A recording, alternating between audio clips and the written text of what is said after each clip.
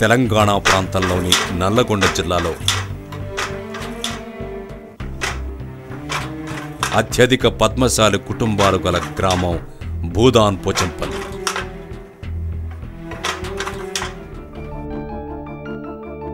మగువల సోయగానికి అందాన్నిచ్చి సుందరమైన పట్టు చీరలు తయారు చేయడం పోచంపల్లి నేతన్నకే సాధ్యం. పోగు పోగు కలిపి అందమైన వస్త్రంగా తయారు చేయడంలో నేతన్న కృషి అమోఘం. పోచంపల్లి పేరు వెనుకనే అందమైన రంగులతో ఆకర్షణీయమైన డిజైన్లతో కనువిందు చేసి కాటన్ పట్టు చీరలు గుర్తుకు వస్తాయి. ఈ చేనేత పరిశ్రమ వృద్ధి చెందడానికి ఎన్నో దశాబ్దాలు పట్టింది. ఈ గ్రామానికి పూర్వం ఎంతోమంది వలస వచ్చారు. అందులో ముఖ్యంగా పద్మశాలీయులు. ఈ చేనేత పరిశ్రమ 1910వ సంవత్సరం నుండి జాతీయ స్థాయిలో వెలుగులోకి వచ్చింది. మొదటగా కైరకొండ సత్తయ్య, వెంకయ్య గార్లు ఈ చేనేత పరిశ్రమకు శ్రీకారం చుట్టారు. 1920 సంవత్సరం వరకు 50 మందికి పైగా ఈ వృత్తిని చేస్తుండేవారు.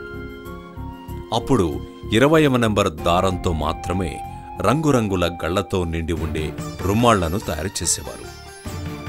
వీటిని సోయా చున్లు అని పిలిచేవారు. వీటిని రుమాలుగా చుట్టుకోవడానికి, కండువాగా భుజాన వేసుకోవడానికి అన్ని కులాలు, మతాల వారు ఉపయోగించేవారు. ఆ తరువాత సుశీలు, జనానీలు అనే స్త్రీలు ఉపయోగించే వస్త్రాలు తయారు చేశారు. నిజాం కోఠీలోనూ, జాగీర్దార్ల దేవుడిల్లోనూ, ఇతర హిందూస్థానీల భవనాల్లోనూ వీటికి గిరాకీ ఎక్కువగా ఉండేది. కొంతకాలానికి ఈ వస్త్రాలను 40వ నెంబర్ దారంతో ఉత్పత్తి చేయడం ప్రారంభించారు. వీటిని పాకిస్తాన్, ఆఫ్ఘనిస్తాన్ వంటి దేశాలకు ఎగుమతి చేసేవారు. దీంతో ఇక్కడి చేనేత పరిశ్రమ అంతర్జాతీయంగా వెలుగులోకి వచ్చింది. 40వ నెంబర్ దారంతో తయారు చేసిన వస్త్రాలు మంచి లాభాల్ని ఆర్జించడంతో చేనేత కార్మికులు తమ నైపుణ్యాన్ని మరింత మెరుగుపరుచుకుని 80వ నెంబర్ దారంతో వస్త్రాల్ని ఉత్పత్తి చేయడం ప్రారంభించారు. ఈ పరిశ్రమ ఎన్నో మార్పులకు ఆద్యం పోసింది. ప్రకృతిలో లభించే పువ్వులు, కాయల నుండి తీసిన రంగుల్ని సేకరించి వాటితో సప్త వర్ణాలను వస్త్రాలకు ఆపాదించే ప్రావీణ్యాన్ని కార్మికులు సంపాదించారు. ఆ దశలోనే వీటిపై లతలు, పుష్పాలు, పక్షులు, జంతువుల బొమ్మలు, ఇలా వివిధ మనోరంజకమైన ఆకృతులు నేతలో ఇమిడ్చే పద్ధతి ప్రారంభమైంది. ఇది చిటికి విధానంగా ప్రసిద్ధి చెందింది. ఈ వస్త్రాలు రంగుల నాణ్యతకు, డిజైన్లకు పెట్టిందే పేరుగా అతి కొద్ది కాలంలోనే ప్రఖ్యాతిగాంచి పోచంపల్లి చీరలుగా దేశవ్యాప్తంగా గుర్తింపు పొందాయి.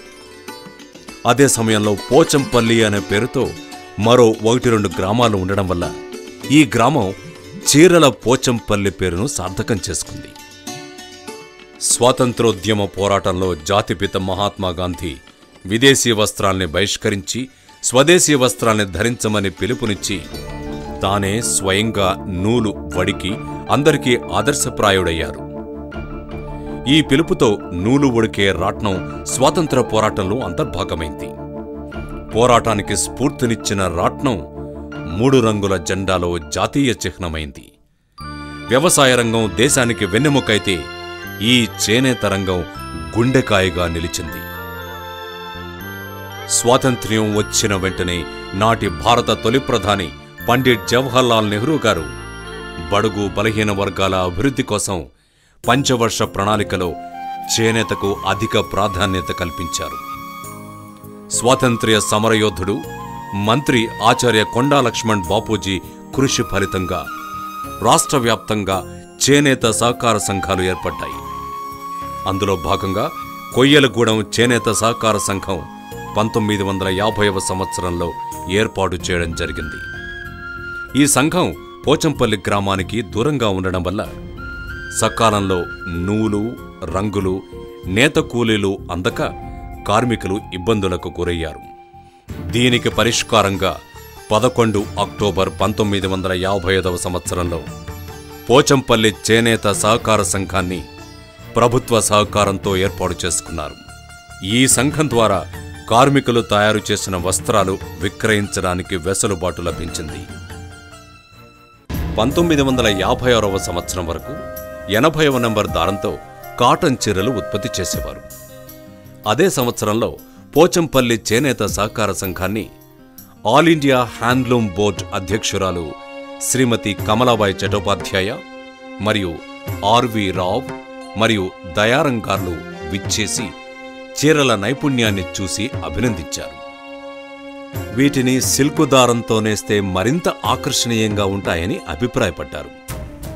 కానీ అప్పటికి పట్టు చీరలు తయారు చేయడంలో ఇక్కడి నేత కార్మికులకు అనుభవం లేకపోవడంతో శిక్షణ పొందడానికి ఈ గ్రామం నుండి కర్ణాటె మాణిక్యం, అనంతరాములు గారు బెనారస్ వెళ్లి శిక్షణ పొంది అనంతరం పట్టు చీరలు తయారు చేయడం మొదలుపెట్టారు. అదేవిధంగా పట్టు రంగుల అద్దకం మరియు నేత పనిలో మరిన్ని మెళకువలు నేర్చుకోవడానికి ఇక్కడి నేతన్నలు తమిళనాడులోని కుంభకోణం వెళ్లడం జరిగింది. ఈ సమయంలో వీరు తయారు చేసిన పట్టు వస్త్రాలకు గొప్ప ఆదరణ లభించడంతో పట్టు చీరల ఉత్పత్తి పెరిగింది. 1970 సంవత్సరానికి పట్టు చీరల ఖ్యాతి దేశ విదేశాల్లో వ్యాపించింది. 1955 అక్టోబర్ 11 నాడు ఈ చేనేత సహకార సంఘం, పోచంపల్లి చేనేత సహకార సంఘం ప్రారంభమైంది. అప్పటి నుంచి కూడా అప్పట్లో మరి కాటన్కు ఎక్కువ ప్రిఫరెన్స్ ఉండే. ఆ కాటన్లో రకరకాలైన డిజైన్లు తయారు చేసినాము. అప్పటి నుంచి కూడా ఈ కాటన్ ఫేమసే. పోచంపల్లిలో తయారైనటువంటి కాటన్ చీర కూడా అప్పటి నుంచి కూడా గుర్తింపున్నటువంటి చీరలు. ఆ తర్వాత లేటెస్ట్గా మరి సిల్క్లో కూడా తయారు చేయడం జరిగింది. అప్పుడు కాటన్లో తేలియా రుమాన్లు కానీ, కాటన్ చీరలు కానీ, నాయుడమ్మ చీరలు ఇట్లా రకరకాలు తయారు చేసుకుంటూ రాను రాను సిల్క్లోకి ప్రవేశించడం. సుమారుగా సిల్క్ వచ్చేసి కూడా దాదాపు ఒక 40 సంవత్సరాలు అయింది. అప్పటి నుంచి కూడా మరి ప్రపంచ ప్రఖ్యాతిగానటువంటి సరుకులు తయారు చేయడము, మరి ఇతర దేశాల నుండి వాళ్ళు కూడా రావడము, ఈ యొక్క సరుకులు సిల్క్ కానీ, కాటన్ కానీ, బెడ్షీట్లు కానీ ఏవైనా వాళ్లకు ఇక్కడి నుంచి మేము ఎగుమతి చేస్తుంటాం, వాళ్ళు కూడా దిగుమతి చేసుకుంటారు.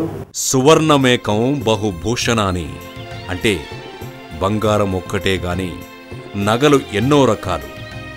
అదేవిధంగా పట్టుదారం ఒక్కటే అయినా చీరల శిల్పాలు అనేకం. చేనేత వస్త్రాలు నేటికి అధునాతన సాంకేతిక పరిజ్ఞానం గల మిల్లు వస్త్రాలతో పోటీపడ్డమే కాకుండా మిల్లులు కూడా తయారు చేయలేని వస్త్రాలను అత్యంత నైపుణ్యంతో ఆకర్షణీయంగా తయారు చేసి ఇక్కడి నేతన్నలు జాతీయ స్థాయిలో అవార్డులు గ్రహించారు. అలాంటి వారిలో ఒక ఆణిముత్యంలా వెలుగొందిన మహానుభావుడు కీర్తిశేషులు చిలువేరు రామలింగం గారు. చేనేతను ఒక పరిశ్రమగానే కాకుండా ఒక కళగా ఆదరించి కొత్త కొత్త డిజైన్స్ను సృష్టించడంలో ఇతని కృషి ఈ పర్యాటక కేంద్రంలో చేనేత కార్మికుల జీవన చిత్రాన్ని ప్రతిబింబించేలా చేనేత పనిముట్లు మరియు ఫోటో ప్రదర్శనలు ఆకర్షిస్తాయి. వీటితో పాటు ఆడిటోరియం అదనపు ఆకర్షణ. అలాగే ఇక్కడ వివిధ రకాల వస్త్రాలు కూడా లభిస్తాయి. ఇక్కడికి విచ్చేసిన పర్యాటకులకు పక్కనే ఉన్న ఈ గ్రామ చెరువు హైదరాబాదులో ఉన్న హుసేన్ సాగర్ను ప్రతిబింబిస్తుంది. ఈ గ్రామం పర్యాటక కేంద్రంగానే కాకుండా నిత్యం వివిధ సినిమా షూటింగులకు కూడా నిలయంగా మారింది. ప్రస్తుత గణాంకాల ప్రకారం గ్రామ జనాభా 14,252. ఇందులో పురుషులు 7,320, స్త్రీలు 6